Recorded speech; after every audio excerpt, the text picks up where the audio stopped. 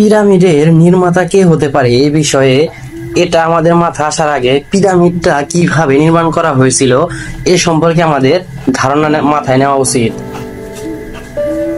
Number 1, pyramid যেটাকে কুফার pyramid বলা হয় নির্মাণ করতে প্রায় 23 লক্ষ ব্লক ব্যবহার করা হয়েছিল। এর সর্বনিম্ন ছোট ব্লকটির ওজন 27,000 কেজি। এক একটি ব্লকের ওজন 27,000 কেজি থেকে 70,000 কেজি পর্যন্ত ছিল। ফ্যাক্ট নাম্বার 2, এই ব্লক বা পাথরের টুকরাগুলো যেভাবে ফিনিশিং করা হয়েছে, কাটা হয়েছে, এটা অত্যাধুনিক জামানার লোহার কাটা মেশিন দ্বারা সম্ভব নয়। ফ্যাক্ট নাম্বার 3, আমরা জানি মিশরীয়রাই সর্বপ্রথম জ্যামিতি আবিষ্কার করেন, কিন্তু আজ থেকে 500 বছর আগে আধুনিক জ্যামিতির আবিষ্কার হয়। অথচ অত্যন্ত সুনিপুণ হাতে জ্যামিতি ব্যবহার করে পিরামিড গুলো নির্মাণ করা হয়েছে। খুফুর পিরামিডের সাথে 3টি পিরামিড 3টি তারকাকে লক্ষ্য করে। ফ্যাক্ট নাম্বার 4, মধ্যপ্রাচ্যে প্রায় সবসময় দেখা যায় যে লু হাওয়া অত্যন্ত বেশি তাপমাত্রা, কিন্তু পিরামিডের মধ্যে সবসময় 20 ডিগ্রি সেলসিয়াসের তাপমাত্রা থাকে।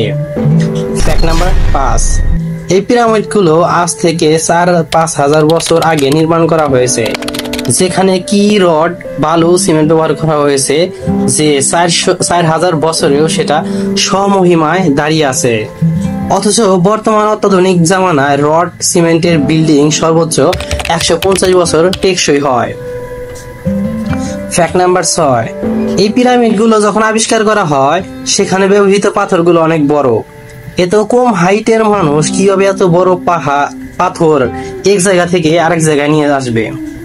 এই কুফুর পিরামিড ছিল 42 তলা বিল্ডিং এর সমান, অর্থাৎ 1889 সালে আইফেল টাওয়ারের পূর্ব পর্যন্ত 4,000 বছর এই পৃথিবীর মধ্যে সর্বোচ্চ স্থাপনা ছিল পিরামিড।